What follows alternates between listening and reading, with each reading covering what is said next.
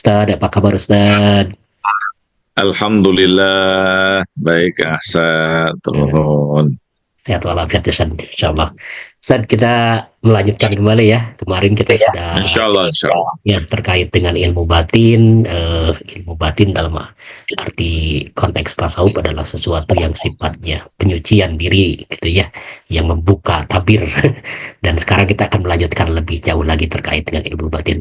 Ini ada pertanyaan nih dari Saris nih. Ustadz, apakah ada contoh dari kehidupan Nabi Muhammad SAW atau para sahabat yang menunjukkan penerapan ilmu batin dalam kehidupan sehari-hari? Syukuran. Ya, eh, ini apa namanya? Misalnya hadis mengatakan bahwa lau alima Abu Zar ma fi sadr Salman la qatalat, atau yang lain membaca la qatalathu, ya. Bahwa kalau saja Abu Zar itu mengetahui apa yang ada di dada Salman, pasti dia akan bunuh Salman. Kenapa ada syarah dalam konteks ini? Pemanaannya bahwa karena apa yang di dada Salman, Salman ini pemilik ilmu ya, yang Hmm, orang-orang terdahulu dan yang akan datang. Orang-orang terdahulu itu baik itu dari Zoroaster ya, Yahudi, Nasrani, sampai kepada Islam. Eh, jadi karena itu bahwa apa? Keluar biasaan ilmu itu akan tentu membuat orang yang pandangannya awam itu menganggap orang itu sesat atau keliru, tidak mungkin membunuh. Atau kan saking dahsyatnya ilmu itu, ada juga yang memaknai demikian, itu tidak akan sanggup kemudian Abu Zar untuk menanggung ilmu sebagaimana yang ditanggung oleh Salman. Ini satu contoh. Contoh yang lain misalnya, uh, disebutkan bahwa Ali bin Abi Thalib salamullah alaih, sepupu dan menantu Rasulullah Sallallahu Alaihi Wasallam, itu digambarkan bahwa apa, sahibul ilmi balaya wal manaya, dia pemilik ilmu balaya wal manaya. Apa yang dimaksud itu? Ada yang menganggap bahwa itu ilmu yang tentang sesuatu yang gaib ya, tentang baik itu tentang sesuatu yang akan terjadi kemudian, atau sesuatu yang kemudian dibalik dari uh, alam yang di zohir ini ya, tentang mana-mana, tentang bahkan sebagai memaknai bahwa itu sebagai ilmu qadar ya, atau sirul Qadri. qadar, rahasia-rahasia takdir dan peristiwa-peristiwa yang akan terjadi sebelumnya akan datang. Nah ini contoh ya, contoh para bagaimana, apalagi tentu Rasulullah ya, alim al-ghaibi wa syahadah, dia pemilik ilmu yang mengetahui yang gaib maupun yang tampak. Dan ada beberapa sahabat yang luar biasa ya dalam konteks ilmu-ilmu yang bersifat batin ini, terutama khususnya Tajul Arifin ya. Permatanya orang-orang arif ini Al-Imam Ali Amirul Mukminin Ali bin Abi Thalib salamullah alaih. Beliau pemilik ilmu yang sangat dahsyat luar biasa ya. Dan dikenal juga dalam hadis dikatakan bahwa ana madinatul ilmi wa aliyun babuha. Aku adalah kotanya ilmu dan pintunya Ali bin Abi Thalib. Ini kita masuk ini ke Muhammad Salawat, tapi ini tampaknya komentar atas eh, catatannya. Kita bacakan saja. Hakikat tasbih itu erat hubungannya dengan kata sabaha yasbahu yang artinya berenang. Maksud tasbih semua makhluk adalah seakan-akan mereka berenang di lautan cinta dan kerinduan menuju Tuhan. Tepatnya setuju saja. Semua makhluk kata artinya sedang berenang Menegaskan ya, menuju Tuhan. semua makhluk ini hidup ya kalau dalam konteks ini. Tidak Hmm, ada satu makhluk pun yang mati. kayak gitu. Kita selama ini dijejali dengan pemahaman konsep yang keliru, yang membedakan ada makhluk hidup dan ada yang makhluk yang mati. Nah, iya. Dengan misalnya ya secara di biologi yang bersifat positivistik materialistik ya, Hmm, yang menganggap makhluk hidup itu yang bergerak, yang tumbuh ya, yang hmm, kemudian bereproduksi itu dianggap sebagai hidup.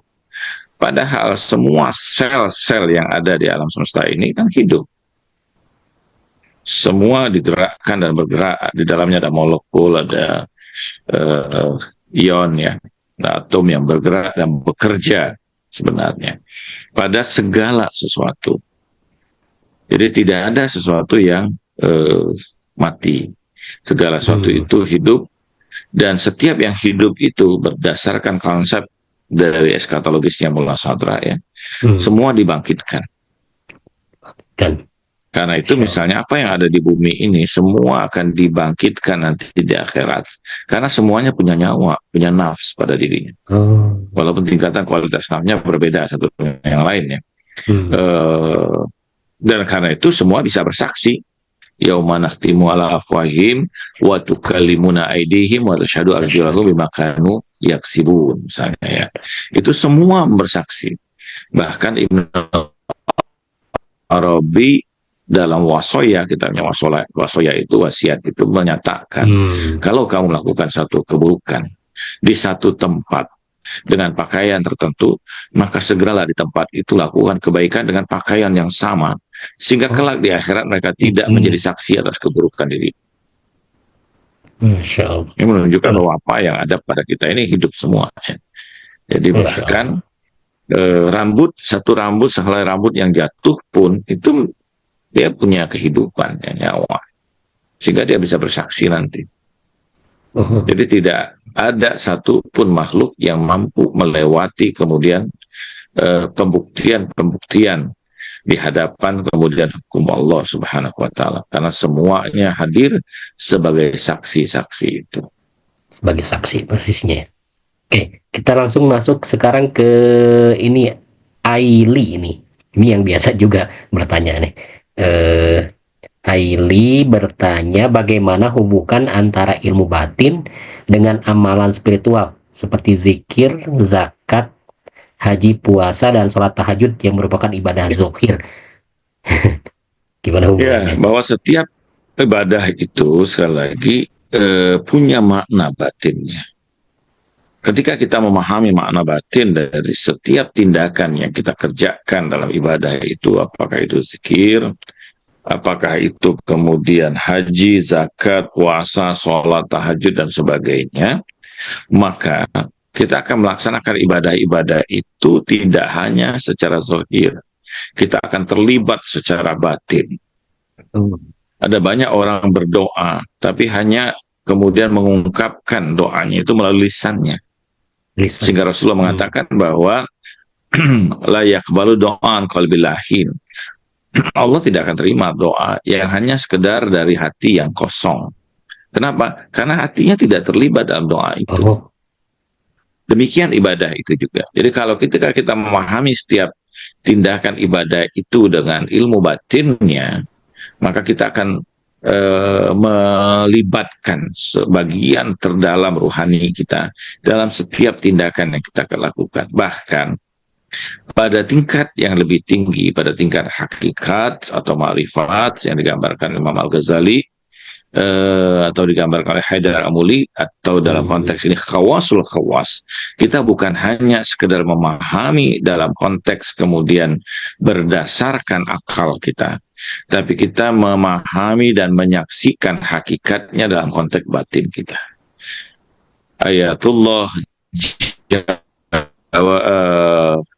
Syekh Behjat ya pernah menyampaikan seperti ini. Aku menyaksikan cahaya yang keluar dari diri seseorang yang sedang dalam keadaan sholat. Ada cahaya itu yang hanya berpendar pada tubuhnya semata, dia tidak keluar. Ada cahaya yang naik ke atasnya. Adanya cahaya yang sangat tinggi menembus kemudian langit-langit batin itu sampai pada hakikatul haq ya. Nah, jadi ketika kemudian orang itu sudah sampai pada tingkat khawasul khawas, bahwa ilmu batin ini bukan hanya sekedar hasil dari analisa akliyahnya semata, tetapi betul-betul melalui penyaksian batin. Dia menyaksikan realitasnya. Kalau sudah orang sampai pada tingkat ini misalnya, apakah dia akan melakukan keburukan? Tentu tidak. Kenapa? Karena dia saksikan di balik tindakan keburukan itu realitas yang ada tentang keburukan itu sendiri. Sehingga karena itu bahwa para nabi, para wali yang maksum itu, kenapa? Itu bukan sesuatu yang tidak alamiah, itu sesuatu yang alamiah. Karena mereka menyaksikan hakikat batin dari tindakan-tindakan yang buruk itu, maka dia tentu tidak akan kemudian atau menjauhi itu. Ada orang yang saya kenal, seorang yang soleh, ya. Setiap orang yang melakukan keburukan, ketika bersama dengan dia atau dia berdekatan dengan dia, dia mencium bau yang menyengat, ya. Sehingga itu memberikan, mungkin orang kita tidak mencium apa-apa, tapi dia mencium bau yang menyengat, yang busuk, yang membuat dia begitu mual, ya, dengan itu. Oh, bisa. Jadi ini realitas yang ada di balik kemudian hal yang tampak ini. Dan itu seseorang yang demikian tentu dia terbiasa dengan hal-hal yang bersifat batin ini. Batin. Kita yang hanya terbiasa dengan hal-hal yang zahir, kita melihat sama saja antara orang yang soleh dengan orang yang toleh, ya. Betul. Ada bedanya. Tapi bagi orang-orang yang sudah sampai pada pemahaman batin yang lebih dalam, dia bukan hanya kemudian menyaksikan, tapi betul-betul merasakan. Oke, Ustaz. Kayaknya harus secara empirik harus. Ya, jadi sehingga kalau apakah mungkin juga kita berkata bahwa kalau orang sudah sampai pada tingkat ini, memiliki makna batinnya, memahami kemudian pada tingkat tarekat aja, apa mungkin dia akan meninggalkan sholat? Pernah memberikan nasihat kepada kami, Syekh Behjat ini, seandainya kalian merasakan apa yang saya rasakan dalam sholat 2 rakaat saja, maka demi Allah kalian tidak akan pernah meninggalkan sholat sepanjang hidup kalian. Kenapa kita sering melambatkan sholat, melalaikan sholat? Karena kita tidak merasakan apapun. Itu problem yang terjadi pada diri kita, karena kita melihat sholat itu tidak lebih sebagai kewajiban secara zahir dalam keberagaman kita. Yang kemudian harus digugurkan, ya. Masya Allah. Gitu. Baik, kita masuk sekarang ke Muhammad Salawat. Ini komentar juga. Salah satu langkah awal agar seluruh kebaikan dan ibadah dapat mengubah dan menyempurnakan diri kita adalah dengan kesadaran dan pemahaman yang benar tentang jiwa, perjalanan jiwa, dan tingkatan jiwa. Mungkin juga termasuk juga ini ya, estafeta bagaimana meraih sampai ke kesadaran batin itu, ya Ustaz, ya. Iya. Jalan jiwa dan tingkatan jiwa. Oke, kita masuk lagi ke Muhammad Salawat lagi. Mohon penjelasan Ustadz tentang ungkapan seorang sufi bahwa barang siapa yang ilmunya dan amalnya tidak menjadikan dirinya semakin merasa butuh kepada Allah, maka ia orang yang celaka. Iya, itu kan hadis Nabi yang sangat jelas bahwa orang yang paling celaka itu orang berilmu tapi tidak mengamalkan ilmunya, ya. Jadi tentu hukum yang ditetapkan Allah pada orang-orang yang punya pengetahuan yang mendalam tapi kemudian bertentangan dengan itu, tentu hukum yang terjadi padanya jauh lebih berat yang dari orang awam. Dan tapi juga sebaliknya, ya, orang dengan ilmu itu dia mengamalkannya, maka tentu apa yang dia dapat itu jauh lebih baik, ya. Sebagaimana Nabi mengatakan bahwa naumul alim khairu min ibadati abid. Tidurnya orang yang alim itu lebih baik dari ibadahnya seorang abid, ya, orang yang beribadah, orang awam yang beribadah. Ini menunjukkan bahwa ilmu memberikan manfaat yang luar biasa, ya. Tapi sekaligus juga padanya ketika semakin seorang itu berilmu, tentu harus kemudian semakin dekat dengan Allah, ya. Oke. Baik, kita masuk ke yang sekarang pertanyaan selanjutnya. pangkal ketika ini sebagian orang menjadikan kemampuan untuk membaca pikiran orang agar misalnya tidak kena tipu dan lain-lain. Apakah itu bagian ilmu batin yang dimaksudkan oleh Bait Kashani? Semacam ini mungkin ya, apa, Ya, antisipasi gitu ya. Em, ya bukan, itu bukan ya. Artinya bahwa Bukan itu ya? hal yang sangat sesuatu yang membaca pikiran orang itu kan sesuatu yang sebenarnya masih bersifat zahir ya. Musik jahir. Jadi dan itu bisa dilatih, kita bisa latih karena seorang itu kan begini bahwa dia mungkin kemudian karena kemampuan dia untuk apa namanya mengelola apa eh, karakter dirinya ya, Hmm. kemudian mengelola kemudian ungkapan wajahnya bisa kemudian menipu orang, tapi pandangan matanya tentu tidak mungkin. Orang bisa kemudian membaca mata seorang itu sehingga dia tahu apa ya.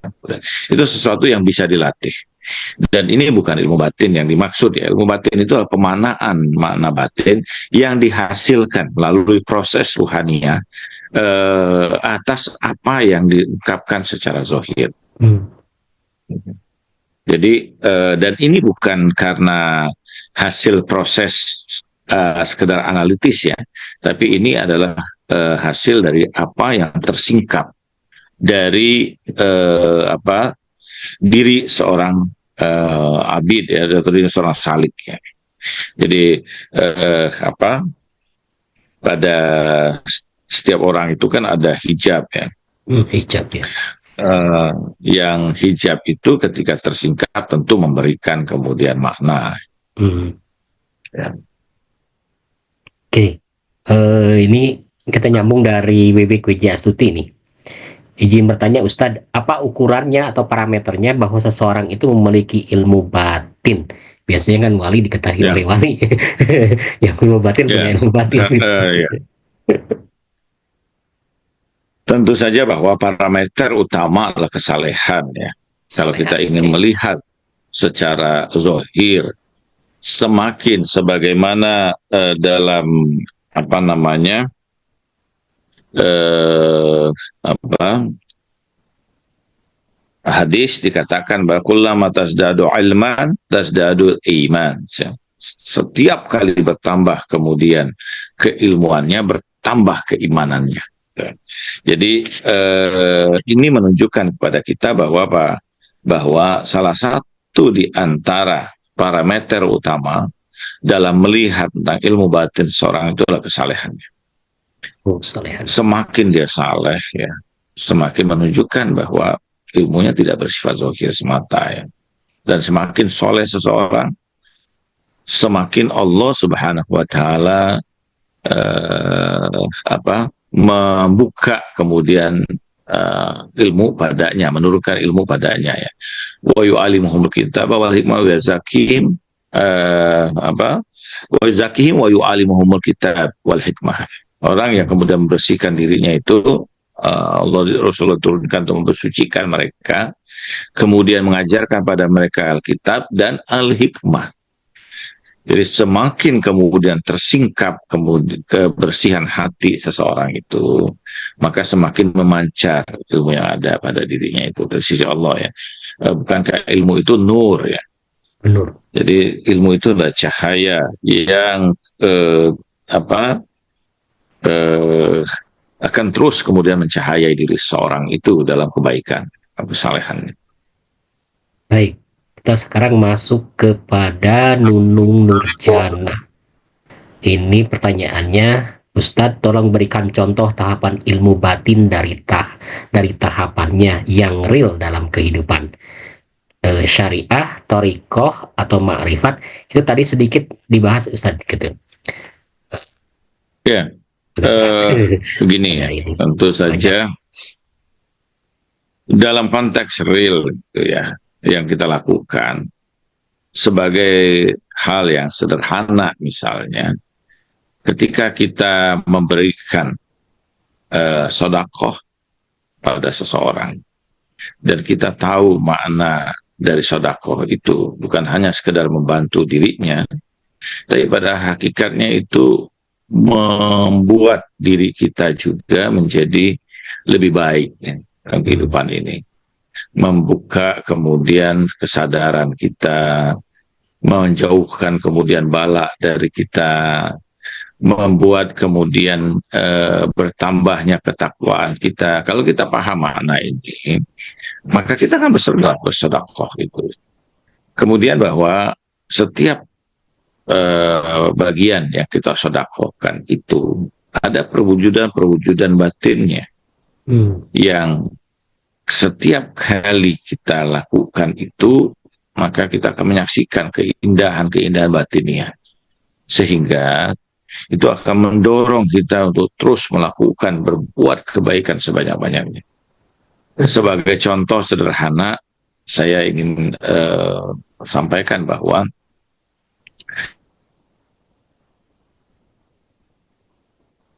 Saudara Muhammad wa Muhammad.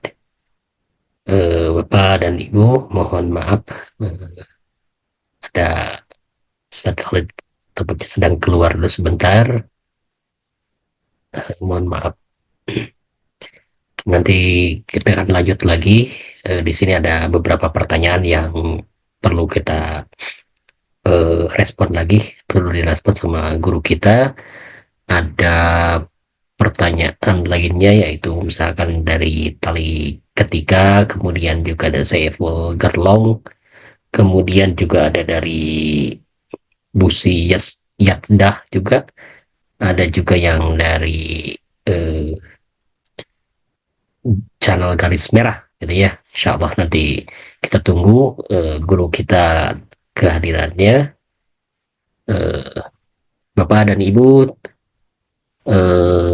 saya ucapkan terima kasih nih yang sudah bergabung dalam chatroom kita ini. Ini pembahasan terkait dengan ilmu batin itu adalah sesuatu yang agak berat ya, yang berat sekali karena ranahnya adalah ranah tasawuf, dan juga kajiannya adalah tentang mukasyafah dan sebagainya.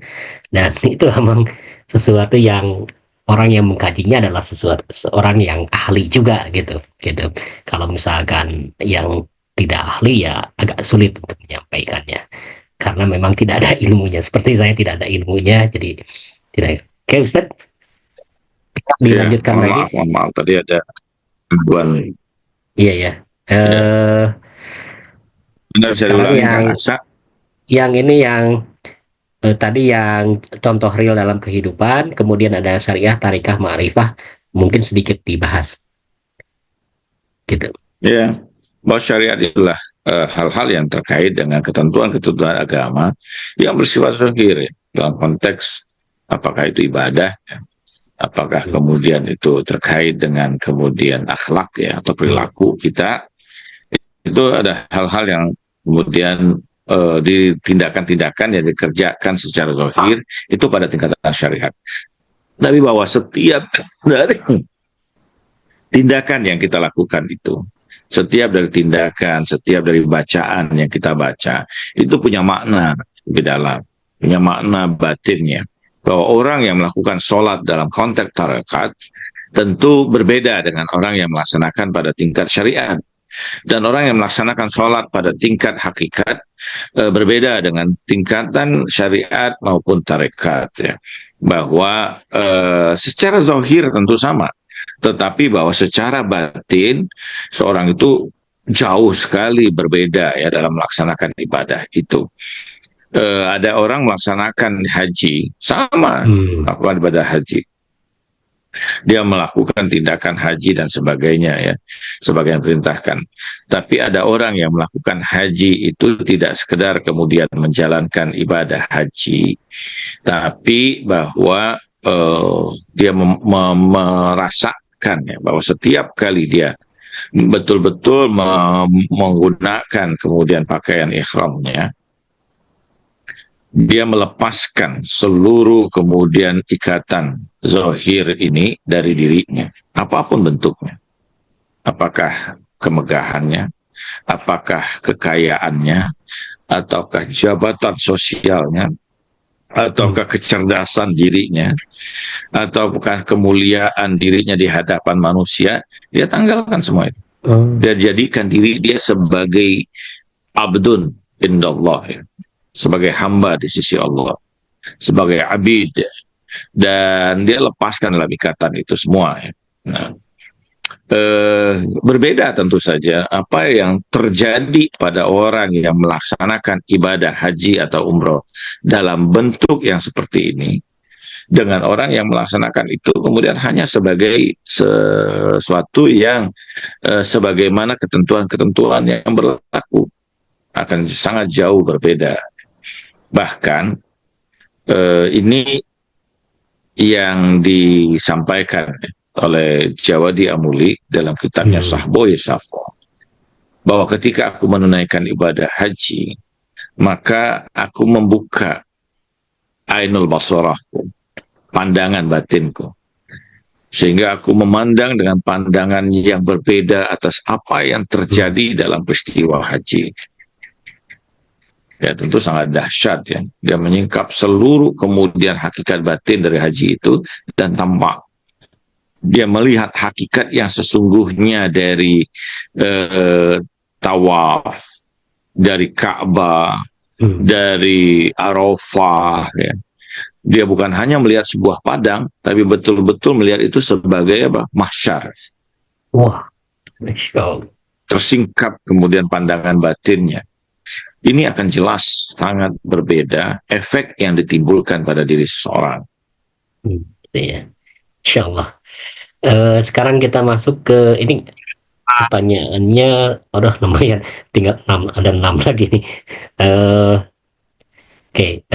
Jika motifnya mempelajari ilmu batin supaya tidak kena tipu, kena dusta, dikhianati atau sebagai sesuatu, apakah dibenarkan? Kalau misalkan mempelajari ilmu batin supaya tidak kena tipu dan sebagainya, dibenarkan mungkin ya saja. Ya, kita tentu harus ini ya, meluruskan niat kita. Nanti kita akan bicara tentang niat ini, bahwa tujuan utama kita tidak lain untuk sampai kepada Allah Subhanahu wa Ta'ala. Bahwa kita ditipu, kita ini dan sebagainya, itu hal yang alamiah ya terjadi. Ya itu bukan kemudian yang tentu menuntut kewaspadaan pada diri kita, ya. Tetapi bahwa itu bukan urusan kita semata, bahwa niat kita tidak lain untuk sampai sedekat mungkin kepada Allah Subhanahu wa Ta'ala. Jadi tidak apakah kemudian dengan itu kita disakiti orang, dihina, difitnah, disalahpahami, dicaci, direndahkan. Itu semua proses yang memang kita lewati, ya, dalam proses ini. Dan itu akan tentu menjadi ujian bagi kita bagaimana melepaskan semua itu dari diri kita. Jadi karena itu bahwa tujuan utama yang harus ada pada hati kita dalam proses pemahaman tentang ilmu batin ini tidak lain dalam upaya kita untuk semakin dekat kepada Allah. Baik Ustaz. Ini masih banyak juga yang masuk pertanyaannya. Masya Allah, luar biasa. Ya, semoga sehat selalu Ustaz. Amin ya Allah. Izin bertanya, bagaimana penjelasan dan contoh-contoh praktis terkait ilmu batin? Ini dari Saiful Gerlauk, dapat membantu manusia bisa menguatkan keimanan dan menjauhkan dari godaan dosa dan kemaksiatan yang merajalela. Ini mungkin terkait dengan tips ya. Ya, tentu saja bahwa ini kita proses bertahap, ya. Tidak mungkin seorang itu tiba-tiba kemudian sampai pada tingkat yang sudah tinggi, ya. Tentu saja proses bertahap itu harus dilewati, karena dalam perjalanan ruhaniyah ini tidak ada rumus seorang yang tampak kemudian lewat tahap-tahap itu dia tiba-tiba sampai pada puncak yang sangat tinggi. Ada orang-orang yang diangkat Allah, ya ada, tapi itu kan tidak bisa menjadi ukuran kita, karena itu hak Allah semata. Itu adalah rahasia Allah Subhanahu wa Ta'ala yang tiba-tiba bisa saja kemudian mengangkat seseorang di antara kita yang Allah pahamkan mereka tentang beragam hal yang luar biasa, atau Allah angkat derajat mereka pada ketinggian yang luar biasa. Itu semua adalah hak prerogatif Allah. Itu bukan, tidak bisa kemudian kita mengukur dengan pola itu. Tapi bahwa proses ruhania ini harus dilakukan tentu secara bertahap. Ya. Jadi semakin kita berusaha untuk melaksanakan kewajiban utama, tapi kemudian kita juga memahami hakikat dari kewajiban itu lebih dalam untuk melaksanakan kewajiban itu menjadi lebih baik, menjadi lebih sempurna dibandingkan sekedar melepaskan kewajiban, dan menjadi lebih bermakna. Sehingga itu mempengaruhi bukan hanya zohir kita, tapi mempengaruhi batin kita. Ketika keindahan-keindahan setiap zikir yang kita ucapkan itu menguatkan kita, menenteramkan kita, bahkan itu pada sebagian dalam kisah misalnya Karamatul Aulia, setiap kali dia bertasbih itu memancar cahaya yang menerangi kemudian pandangan batinnya. Sehingga karena itu semakin kuat kemudian dia berzikir ya. Ini kan tentu akan menguatkan kita. Jadi percayalah bahwa setiap kemudian kebaikan, setiap ibadah yang kita lakukan, setiap kemuliaan yang kita kerjakan, itu sangat berdampak pada ruhani kita dan akan menguatkan keimanan kita. Oke, baik. Ini ada Busi Yakdah. Ini pertanyaannya terkait dengan fikih, tapi nanti mungkin bisa dijelaskan. Kalau perempuan haid, sholatnya harus dikodok ya, gitu. Ya, itu fikih ya. Fikih. Jelas bahwa perempuan haid tidak wajib mengkodok ya. Tidak ada kemudian yang wajib mengkodok itu ketika dia puasa ya. Oke. Jadi ketika kemudian mengalami haid ketika puasa, ya tentu dia mengkodok puasanya, tapi tidak sholatnya. Oke, sholatnya tidak dikodok. Oke, ini channel garis merah. Saya masih melihat sholat sebagai kewajiban yang kadang masih berat untuk saya jalankan. Apakah fase sulit sholat ini adalah fase awal dari perjalanan atau ada yang salah dengan konsep saya tentang sholat?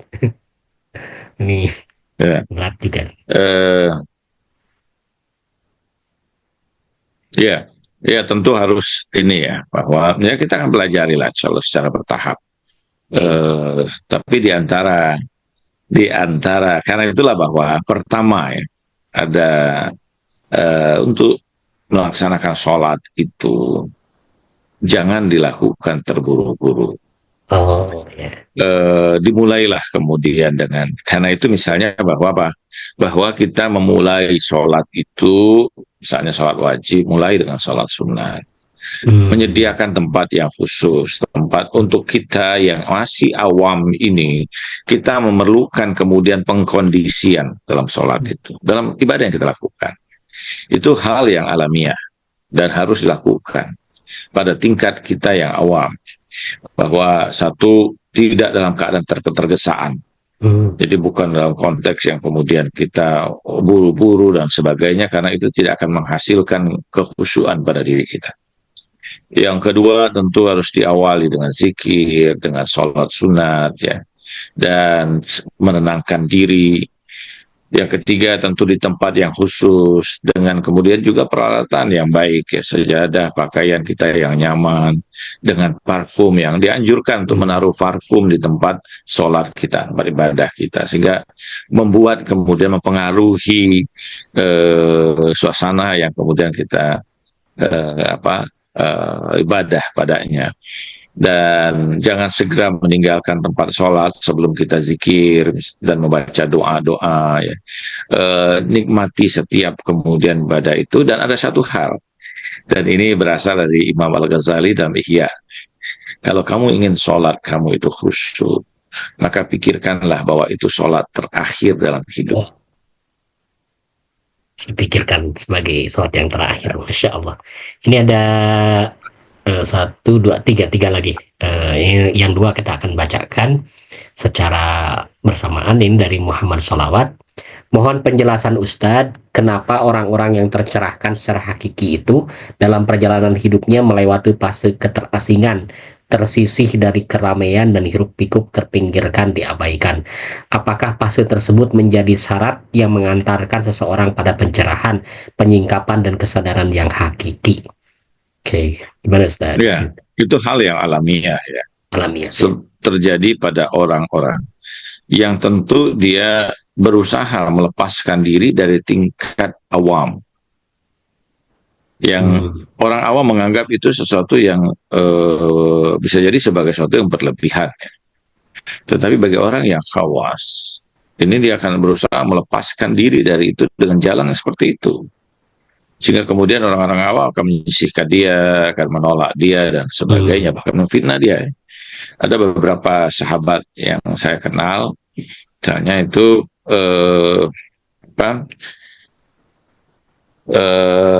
yang kemudian ya dianggap sebagai orang yang setengah normal ya. Gitu. Saya tidak ingin mengatakan dia setengah normal. Kenapa? Yang tadinya dia bekerja pada satu perusahaan besar ya,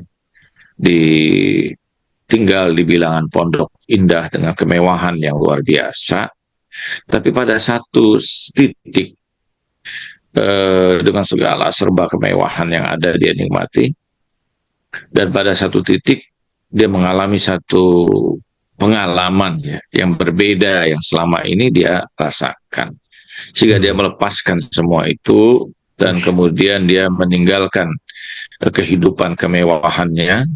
Dia membeli tanah yang cukup luas di pinggiran hutan di di Gunung Salak itu di Bogor ya, dan di situ dia membuat rumah dari kayu yang sederhana, tinggal di sana, dan kemudian membuat tempat-tempat singgah ya bagi mungkin orang-orang yang akan singgah, dan kemudian melakukan mungkin melepaskan kepenatan dari kehidupan Jakarta yang begitu luar biasa, dan dia merubah kehidupannya di tempat itu. Nah, ini kan ada orang-orang yang seperti ini ya. Ini orang-orang yang memang kemudian mungkin dia merasa bahwa dia ingin menebus beragam kesalahan yang ada pada kehidupannya selama ini, dan dia membuka atau mengkhususkan dirinya pada kehidupan yang lebih sifatnya batiniah. Kita tentu umumnya kita berpikir, wah ini sayang sekali, sementara dia misalnya menghasilkan uang yang banyak, dia bisa bersedekah, membantu banyak orang, itu akan menjadi lebih luar biasa. Itu dalam pandangan kita. Tapi kita tidak pernah bisa masuk dalam gejolak diri yang dia alami, sehingga dia memilih pola kehidupan yang seperti itu dan merasakan mungkin kedekatan secara ruhaniah dengan Allah Subhanahu wa taala. Kita hanya bisa menatap dia dari kejauhan secara zahir, dan kita tidak mampu merasakan apa yang dia rasakan secara batin. Jadi karena itu tentu sebuah kesalahan ketika kita dengan mudah menghukumi atau menghakimi orang ya, karena banyak hal yang beragam yang terjadi pada orang-orang dalam kehidupan ini ya, sehingga kadang-kadang ada orang yang merasa dia harus bahkan menyisihkan diri ya, dari realitas yang selama ini telah merenggut kehidupannya. Sudah memilih jalan sendiri ya. Oke, ini ada dua lagi pertanyaan, kita bacakan yang dari Abdullah Sahab dan yang Jason Andre. Abdullah Sahab itu bertanya, Ustadz, bagaimana kita caranya untuk menjadi hamba Allah yang sungguh-sungguh? Apakah dengan banyak berzikir setiap waktu agar menjadi hamba yang sebetul-betulnya? Gitu. Zikir. Menjadi hamba itu artinya bahwa kita melepaskan dorongan hawa nafsu kita dan kita mengikuti apa yang Allah inginkan pada kita. Sebagaimana seorang budak di hadapan tuannya, dia melepaskan kemudian ikatan keinginan-keinginan yang selama ini selalu mendorong dirinya, karena dia sadar bahwa dirinya tidak lebih dari seorang budak, sehingga apa yang tuannya inginkan itulah yang kemudian dia kerjakan. Demikianlah menjadi hamba itu seperti itu. Apakah dalam zikir, apakah dalam ibadah, apakah dalam sodako, ataukah dalam kehidupan kita sehari-hari. dengan tidak berbohong misalnya ya, Mhm. itu kan menjadi hamba yang sesungguhnya. Hamba itu adalah di mana kita melepaskan hakikat ketuhanan pada diri kita dan menyadari bahwa kita tidak lebih sebagai budak atau hamba di hadapan Allah. Suatu saat ada seorang saudagar yang membuat pesta luar biasa. Kemudian dia mengutus budaknya itu untuk membersihkan, kemudian menyuruh budaknya itu membersihkan sampah dari pesta itu dan membuangnya keluar. Tapi beberapa lama dia menunggu, tuan ini menunggu budaknya tidak muncul, sampai setelah sekian lama barulah budak itu muncul. Tuannya bertanya, dari mana kamu? Budak itu mengatakan bahwa aku menjalankan perintahmu membuang sampah-sampah dari pesta ini. Tapi kenapa begitu lama?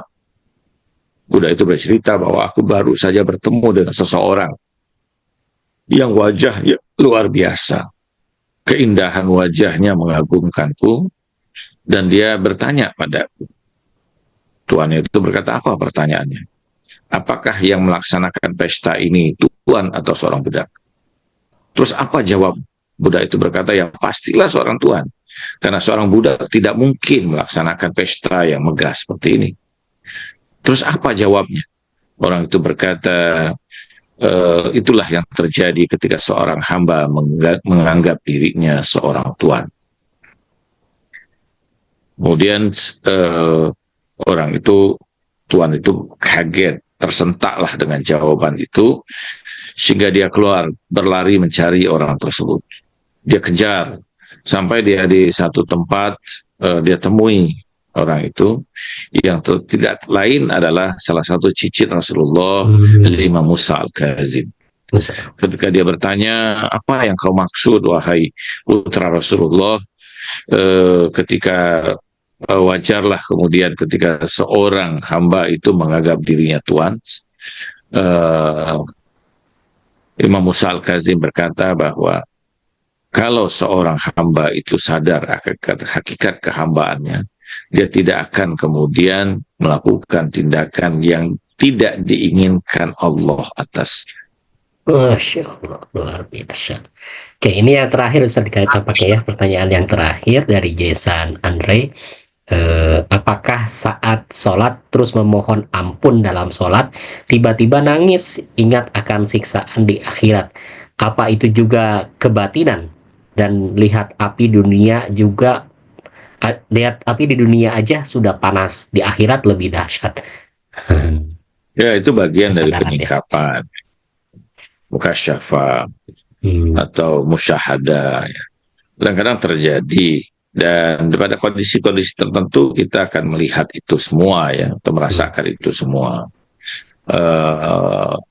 Tetapi itu sesuatu yang kadang tidak terjadi sekilas ya, terjadi sekilas, dan kadang sangat bergantung juga dengan tempat atau keadaan terjadi pada diri kita.